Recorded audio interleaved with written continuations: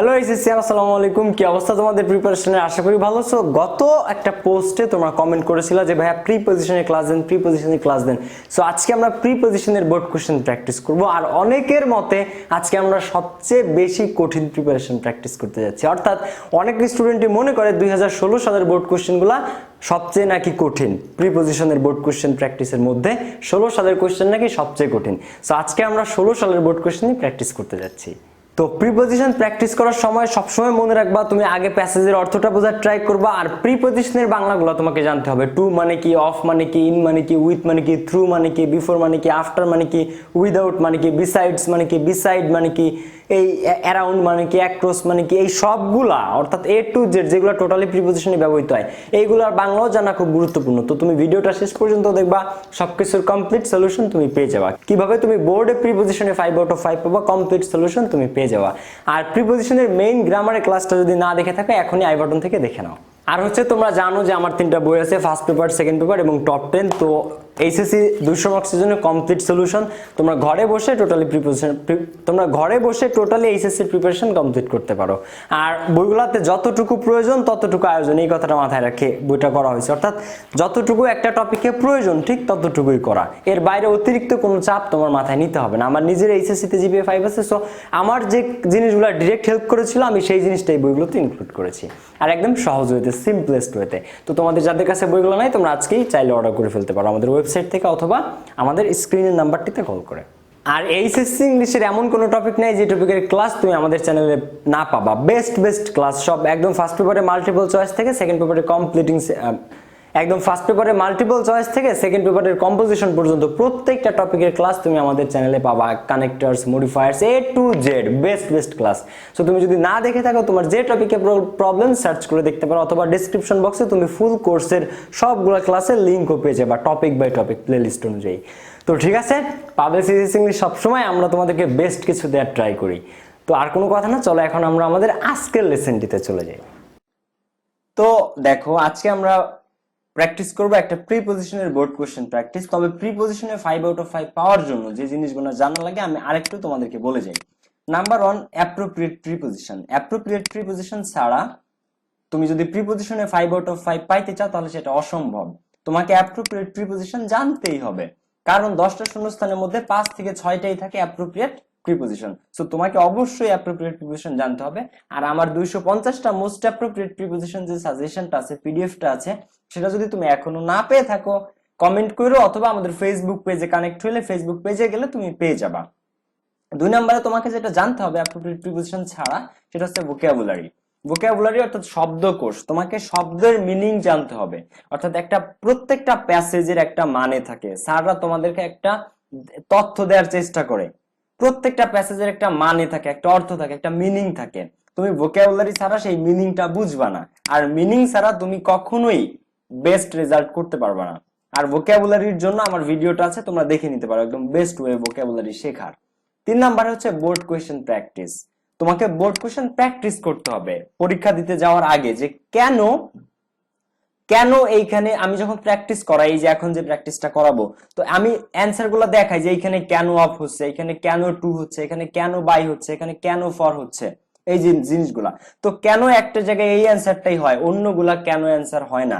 তুমি যখন board question practice করবা তখন এই জিনিসগুলো, অর্থাৎ কেন এইখানে এই অ্যানসারটা হয়, কেন ওই জায়গায় এই অ্যানসারটা হয় না, কোন অ্যানসারটা কোথায় দিলে কারেক্ট হয়, কোনটা ভুল হয়। সো তুমি এইভাবে যখন প্র্যাকটিস করে যাবা, চর্চা করে যাবা, তখন তুমি বোর্ডে গেলে তোমার কাছে কোয়েশ্চেন ফ্যামিলিয়ার মনে হবে, পরিচিত মনে হবে। আরে তো আমি পারি, এগুলো তো আমি প্র্যাকটিস করেছি, এগুলো তো সহজ।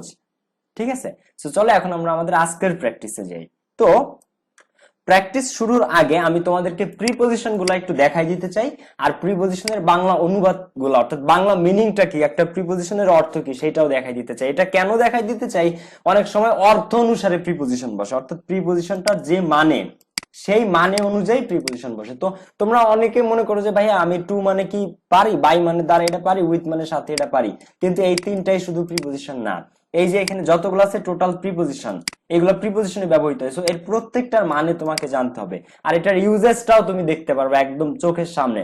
দেখো, একটা রাস্তা যেখান দিয়ে তুমি বারবার যাও, সেখান দিয়ে কি যাইতে তোমার ভয় লাগে, বা সেখান দিয়ে যাইতে তোমার কাছে মনে হয় না আমি চোখ বুজে ছেড়ে দিলে আমি যাইতে পারবো? তো এই জিনিসগুলোও সেম, এই প্রিপজিশন গুলোও সেম। তুমি এগুলা যত বেশি প্র্যাকটিস করবা, যত বেশি পড়বা, বাংলা মিনিং সহ পড়বা, ইংলিশে পড়বা, বাংলায় পড়বা, এগুলা যত তোমার মুখস্থ থাকবে, ঠুটস্থ থাকবে, তুমি তত ইজি মনে হবে তোমার কাছে। মনে হবে প্রিপজিশনের রাস্তা দিয়েও তুমি অনায়াসে হেঁটে যেতে পারবা, অনায়াসে 5-এ 5 পাবা। সো প্রত্যেককে মাস্ট এই ছকটা মুখস্থ রাখবা। প্রত্যেকে অ্যাজ মানে কি, ওভার মানে কি, বিফোর মানে কি, উইদাউট মানে কি, থ্রু মানে কি, অ্যারাউন্ড মানে কি, আপন মানে কি, বিসাইড মানে কি, তুমি যখন এটা মুখস্থ থাকবে তোমার, তখন তুমি ইজিলি প্রিপজিশনের যেখানে যেটা বসবে এখান থেকে তুমি বসাইতে পারবা। আমার কথা বিশ্বাস নয়, তুমি একটু পরে যখন প্র্যাকটিস করবে তুমি মিলিয়ে নিও। তো চলো এখন আমরা আমাদের আজকের প্র্যাকটিসে চলে যাই। তো অনেকে কমেন্ট করেছিল যে ভাইয়া প্রিপজিশন 2016 সালের বরিশাল বোর্ড, এটা হচ্ছে বরিশাল বোর্ড 2016, বিবি 2016। তো অনেকে কমেন্ট করেছে ভাই এটা কঠিন লাগে, তাদের কাছে এটা কঠিন লাগে। সো দ্যাটস আমরা আজকে এটাকে প্র্যাকটিস করব। তো দেখো, ডিউরিং হলিডেজ, হলিডেজ মানে ছুটির চলাকালীন সময়ে, হোয়েন মাই মাদার, যখন আমার মা, ওয়েন টু স্লিপ, ঘুমাইতে যেত, ড্যাশ নুন, স্লিপ অ্যাট নুন। যারা আমার প্রিপজিশনের মেইন ক্লাসটা দেখো নাই তারা অবশ্যই মেইন ক্লাসটা দেখে নিবা, কোথায় অ্যাট বসে, কোথায় ইন বসে, কোথায় অন বসে আমি দেখিয়েছি। তো স্লিপ অ্যাট নুন, এবার দেখো স্লিপ অ্যাট নুন না, এখানে যদি থাকতো sleep at night, sleep at night, তাইলেও কি হতো অ্যাট। যদি থাকতো স্লিপ ধরো যে বিকাল 4 PM, তো at noon, at night, at 4 PM, at 3 PM, at 9 PM, নির্দিষ্ট যে কোনো সময় যদি বোঝায় সেক্ষেত্রে অ্যাট বসে। সেক্ষেত্রে কি বসে? অ্যাট বসে। অ্যাট নুন, অ্যাট আফটারনুন, তো এখানে যদি নুন না থেকে যদি থাকতো আফটারনুন, এনিথিং।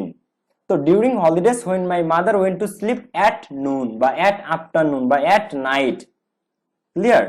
তো এখানে at afternoon, at night, at 4 PM, at, এখন এখানে হচ্ছে শুধু নুন। তো মনে থাকবে স্লিপ অ্যাট নুন, যখন আমার মা ঘুমাইতো দুপুর বেলায়।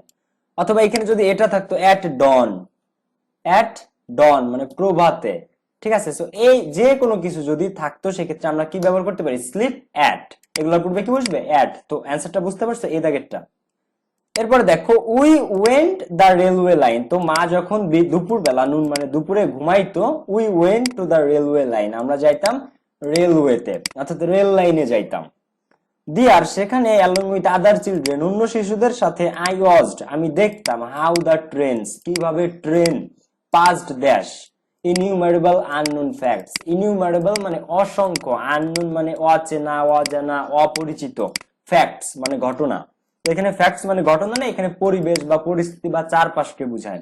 তো আমি সেখানে অন্য অ্যালং উইথ আদার চিলড্রেন, অন্য ছেলেদের সাথে দেখতাম যে ট্রেন কিভাবে, হাউ দ্য ট্রেনস, ট্রেন কিভাবে এই অসংখ্য অচেনা অজানা পরিবেশের মধ্য দিয়ে চলে যায়।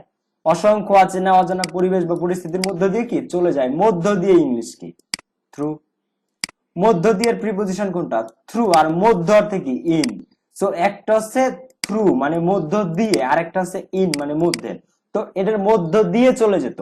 ট্রেন আছে না অনেক, টানেলের মধ্য দিয়ে অথবা আঁকা বাঁকা রেল সড়ক, মানে তার উপর দিয়ে চলে যায় ট্রেন, কত গ্রাম, কত এলাকা, কত ইউনিয়ন পাড়ি দিয়ে দিয়ে চলে যায়। তো সেইটা। তো হাউ ট্রেন পাসড অ্যাওয়ে না, অনেকে অ্যাওয়ে অ্যান্সার করো, পাসড অ্যাওয়ে মানে মারা যাওয়া, ট্রেন মারা যাইতো না, passed through. How the train passed through innumerable unknown facts, কিভাবে অপরিচিত অজানা অচেনা অনেক অসংখ্য জিনিসের মধ্যে দিয়ে ট্রেন চলে যেত, এটা আমি দেখতাম অন্যদের সাথে। সো এখানে অ্যান্সার কি? থ্রু। পাস অ্যাওয়ে বা পাসড অ্যাওয়ে মানে মারা যাওয়া, এটা হবে না। তো মাই ফাদার, আমার বাবা, গট অ্যান অ্যাপয়েন্টমেন্ট, একটা অ্যাপয়েন্টমেন্ট পেয়েছিল, dash a town school, in a town school, in a town school, appointment in a town school, অর্থাৎ শহরের একটা স্কুলে আমার বাবা একটা অ্যাপয়েন্টমেন্ট পেয়েছিল। এবার এখানে যদি কোনো ব্যক্তির সাথে, স্কুল না থেকে যদি কোনো ব্যক্তি থাকতো, যে আমার বাবা একটা অ্যাপয়েন্টমেন্ট পেয়েছিল হেডমাস্টারের কাছে, তাহলে এখানে টু দিতাম আমরা। যদি ব্যক্তি হতো তাহলে appointment to the headmaster. My father got an appointment, বা my father took an appointment to the headmaster, যদি এখানে হেডমাস্টার থাকতো বা হেডমিস্ট্রেস বা টিচার ব্যক্তি থাকতো। কিন্তু সেটা তো নাই, না আছে কি? স্কুল। স্কুল তো আর ব্যক্তি না, স্কুল বস্তু বাচক, বস্তুও না, বস্তু বাচক। So my father got an appointment in a town school. And এবং হি মুভড, এবং সে মুভ করলো, ড্যাশ দ্য টাউন ইমিডিয়েটলি, মুভের পরে সবসময় অ্যাপ্রোপ্রিয়েট প্রিপোজিশন কি বসে? To. So move to. So and he moved to the town, এবং সে চলে গেল শহরে ইমিডিয়েটলি, ইতোমধ্যেই বা জরুরি ভিত্তিতে। With all the members of the family, পরিবারের সকল সদস্যদের সাথে। তো আই ওয়াজ অ্যাডমিটেড, তো আমাকে ভর্তি করা হইলো, dash my father's school, admitted এর পরে টু অথবা ইনটু দুইটাই কারেক্ট, টু অথবা ইনটু। ভর্তি হওয়া বা স্কুলে প্রবেশ করা বা স্কুলে ভর্তি হওয়ার ক্ষেত্রে অ্যাডমিট টু মানেও ভর্তি হওয়া, অ্যাডমিট ইনটু মানেও ভর্তি হওয়া, এটা একটা অ্যাপ্রোপ্রিয়েট প্রিপোজিশন। অ্যাডমিট টু বা অ্যাডমিট ইনটু, তুমি অ্যাডমিট টু দিলেও কারেক্ট, আর যদি আরেকজন অ্যাডমিট ইনটু দেয় তারটাও কারেক্ট, দুইটার মানে কি ভর্তি হওয়া। So I was admitted to বা ইনটু মাই ফাদার্স স্কুল, তো আমি আমার বাবার স্কুলে ভর্তি হইলাম। আই ফেল্ট দ্যাট, আমি অনুভব করলাম দ্যাট যে মাই স্কুল ফেলোস, আমার স্কুলের সহপাঠীরা বা ফেলোস মানে সহপাঠী সহকর্মী একসাথে যারা থাকে, তো আমার সহযোগীরা বা আমার সহপাঠীরা হ্যাড নো ফিলিংস, তাদের ছিল না কোনো অনুভূতি ড্যাশ অন অ্যানাদার, একে অপরের প্রতি, as we had in the village, কিন্তু যেমনটা আমাদের গ্রামে ছিল, গ্রামে একজনের প্রতি আরেকজনের কি অনুভূতি ছিল, একটা স্কুলের ছাত্রের সাথে আরেকটা ছেলে, একজন শিশুর সাথে আরেকজন শিশু, অর্থাৎ স্কুলের বালক বালিকাদের একটা ছেলের সাথে আরেকটা ছেলের যে সৌহার্দ্যপূর্ণ সম্পর্কটা থাকতো, অনুভূতি থাকতো, একসাথে কথা বলতো, খেলতো। কিন্তু আই ফেল দ্যাট, আমি অনুভব করলাম my school fellows had no feeling, শহরের ওই যে স্কুলটাতে গেছে, had no feeling dash on another, no feeling for, for মানে কি জন্য, অর্থাৎ একের জন্য আরেকজনের, একজনের জন্য আরেকজনের, এখানে কি নো ফিলিং ফর, কোনো অনুভূতি নাই, as we had in the village, কিন্তু যেমনটা ছিল আমাদের কি গ্রামে। তো এখানে ফিলিং ফর, তোমরা জানো ফিলের পরে অ্যাপ্রোপ্রিয়েট প্রিপোজিশন ফর বসে, আর যারা আমার অ্যাপ্রোপ্রিয়েট প্রিপোজিশনের পিডিএফটা নেও নাই তারা আজকেই আমাদের ফেসবুক পেজ থেকে গ্রুপ থেকে নিয়ে নাও, অথবা আমাদের বই অর্ডার করতে পারো, বই তো তুমি এগুলো পেয়ে যাবা হুবহু। তো I fell that my school fellows had no feeling for on another, had no feeling for on another as we had in the village, যেমনটা ছিল আমাদের কি গ্রামে।